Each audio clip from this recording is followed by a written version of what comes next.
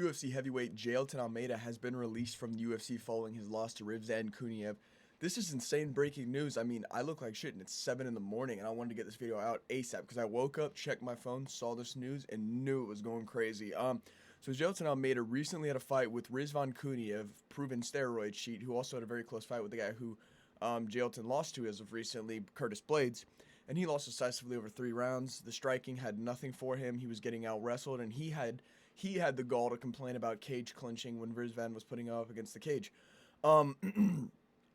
Now, this fight was nothing to write home about, nothing special. It was another loss under him. It was 2 losses at that point after his win over, God, I can't remember. But following that, they cut him. Jailton Almeida has been a fighter who is known for low output. Early in his career, we saw that he was getting finishes over these guys. He was getting submissions, ground and pound, but granted, it was kind of cans. Anton Turkalj, just the pleasure man, was terrible. The win over Rosenstrike and Derek Lewis is really, actually not Derek Lewis, the win over Rosenstrike is very impressive. The win over Derek Lewis was kind of the start of the downfall of him.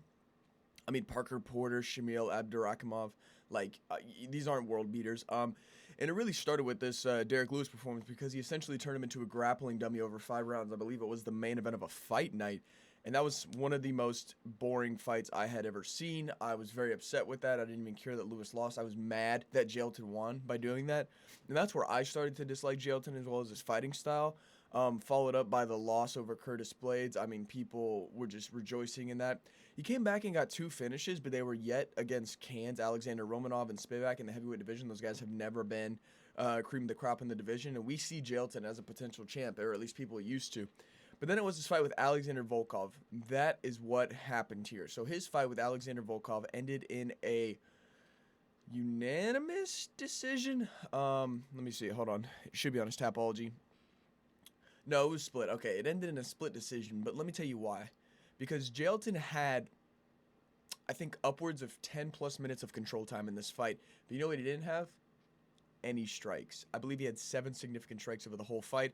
Volkov was reversing him in moments and landing strikes when he wanted to, but Almeida would never do anything. When Almeida would get him in the ground position, he would just hold him. He wouldn't ground and pound and try to establish position or make the ref say, hey, let's work here. You land a punch, the ref doesn't say anything. He would just sit there, camp half guard, can't mount, not do anything. He did it with Derek Lewis. He couldn't find the sub on him. And it's hard to feel bad for him. It really is, because anybody can look like a world beater, entertaining guy when they're coming up beating cans. But it's when you get to the top, we see how you perform at the top, and it looks like he's like timid. It looks like he's showing up for a BJJ match. Like he'll show up, look super aggressive, like, you know, strong, full of muscle. He'll be landing some good shots, and then immediately look to get a takedown. And as soon as he gets him down to the ground, it just seems like he's stalling. He doesn't really chase submissions unless they just give it up that easy. But, I mean, Derek Lewis, Alexander Volkov, both of them, obviously Volkov has a better BJJ defense, but he couldn't even sub Lewis, and Lewis kind of just lays on the ground until you give him an opening, and he couldn't find that opening. So it's almost like the Hamzat thing, where is it domination? Sure. And Hamzat throws strikes, so it's a bit different, but it's like finishing instinct. Like, the biggest thing in an MMA fight, outside of just winning a decision, is finishing your opponent. And Jailton, with the freak athlete he is able to do that. I don't know why he doesn't. And that got him the loss in this match against Volkov over 3 rounds, because if he landed probably 6 more significant strikes in any of the given rounds, I bet they would have given him the decision. It was just such a boring, slow, like anti-MMA fight from Jailton Almeida, and it's hard to feel bad for him. I mean, the state of the UFC is absolutely pathetic. We have a champion that can't fight due to an eye poke, and people are calling him the bitch and not the guy who fouled him. Yeah, Almeida dropped to 8, but he's going to come out of the rankings here. I mean, look at the... Okay, so here's like the top 5 of the heavyweight division. Cyril Gane, Alexander Volkov, Sergey Pavlovich, Curtis Blades, Waldo Cortez Acosta. Those are very good heavyweights. Those are names that would be at the top in any era of the heavyweight division. But then as soon as you pass number 5, the name value... You got Rizvan Kuniev, not ranked before this, proven steroid cheat. Okay. Sergey Spivak, he's lost to everybody in the top 5. Jailton Almeida, can't punch to save his life. Ante Delija, he's entertaining, but he got slept by Waldo. Marcin Tybura, he's the blob that everyone tries. Derek Lewis, he's washed and can't land that big shot we saw in his last fight. Taliesin Teixeira, boring. Derek Lewis made it fun knocking him out, but before that, a win over a Tafa brother doesn't mean anything. And you and Tai Tuivasa's fat ass took it to a decision over 3 rounds and gassed. Shamil Gaziev, the GOAT. Walter Walker, the heel hook demon, he's exciting, but he's still yet to come up. Mick Parkin, he's exciting, but he's like mid.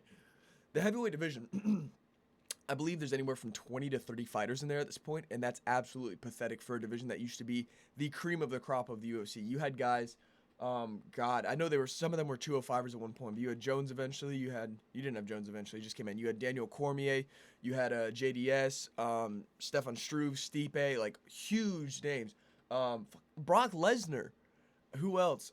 Frank Mir, like just insane stuff, man. But now it's just so shallow. The UFC, I get they're prioritizing action, but you can find heavyweight guys that are about action. I don't know where they find these guys that are just out of shape. Like, maybe we should allow juice in the heavyweight division just because, like, nobody outside the top 5 is ever going to make it to the top 5. It's just pathetic. And Jailton Almeida gets cut for 2 very, very, very, very, very boring performances. Then what is this tub of lard doing in the UFC? You already know who it is. I'm a fan of Bam Bam. When he was coming up getting KOs after he had that little like losing streak and then he had put like 3 or 4 together and he had that close fight with Gon, I was a fan, man. He's hyped, the shoey. He get KOs. He was swinging bang no matter what, but he's just refused to improve it. And he even said he's going to go to Dagestan after his last fight. And I don't think the UFC's going to cut him even though he's 8-9 in the promotion. We'll look at his last 6. I mean, he did finish Derek Lewis, which Jailton couldn't do. Lost to Cyril Gane, had a close, entertaining, fun fight with him, knocked him down, and the Gane finish was dirty with back of the head shots. Not surprised, Gane's a filthy animal. Sergey Pavlovich, he, also back of the head shot him. Like, I don't understand why he just gets away with fouls. Alexander Volkov, yeah, man, it's just, like, I was talking for Gane there, I don't know why, but, Tai Tuivasa just hasn't looked good in recent years, to be honest. I mean, it's been since 2022 since he got a win. 4 years ago. And it wasn't like it was like 3 and some change, no. February 12th, 4 years ago was Tai Tuivasa's last win, and he is still in the UFC. Still in the UFC. I don't know what else I need to say here. I mean, the UFC's decision-making, especially with the heavyweight division, is just stupid. I mean, it's a sinking ship, especially with how they're treating their champion in Tom Aspinall. Like, the heavyweight division needs to be absolved and put into 205, or they're just going to overhaul on heavyweights coming up soon because they have to know that this is unsustainable. And I don't know what they do from here, but it's absolutely crazy to see a guy like Jailton Almeida, who, granted, was very boring, and I felt like he was on the chopping block after his performance against Volkov. Like, that was really bad. And he already kind of had some stinkers before that, so the UFC and fans were kind of pressuring him, hey, perform here, this is it. And he didn't. He made it boring. So he was talking about going down to 205, but no chance. I don't understand why Tafa and Tai are still in the rankings, or even in the UFC for that matter, but the UFC's, God, it's a garbage bin on fire. At times, it's a popularity contest. And I don't know when we're going to get out of this now that Hunter Campbell's running things. I mean, he might run a tighter ship in terms of, like, entertaining fighters. But what does that mean for, like, a lot of the divisions? Because, I mean, half of every division is just guys who are wrestling when shit doesn't go their way. So if you cut too many fighters, you might not have enough entertaining matchups. So maybe they'll find a balance here. But starting with a guy like Jailton Almeida, that was a huge shock to me as an MMA fan. Maybe I wasn't a fan of him, but I don't think he deserved to get cut after that. 2 bad performances, which he got a win. Or no, he didn't get a win. 2 bad performances where they were close. I mean, I don't know. I'd say give him 1 more, but the UFC's going to do what the UFC's going to do. Am I happy about it? Kind of. It's like a tongue-in-cheek thing, but I do feel bad for him, especially when guys like Tai Tuivasa are still in the mix after going 0-6 in the past 4 years. But I rest my case. Let me know what y'all think of this. This is absolutely insane. I mean, what's next for Jailton? Does he go to the PFL? Does he try to get back in the UFC? Does he do Karate Combat? Does he just go to IBJJF? Let me know in the comments. Like, comment, share, subscribe. Appreciate y'all watching. Yeah, truly an insane situation at heavyweight, but see ya.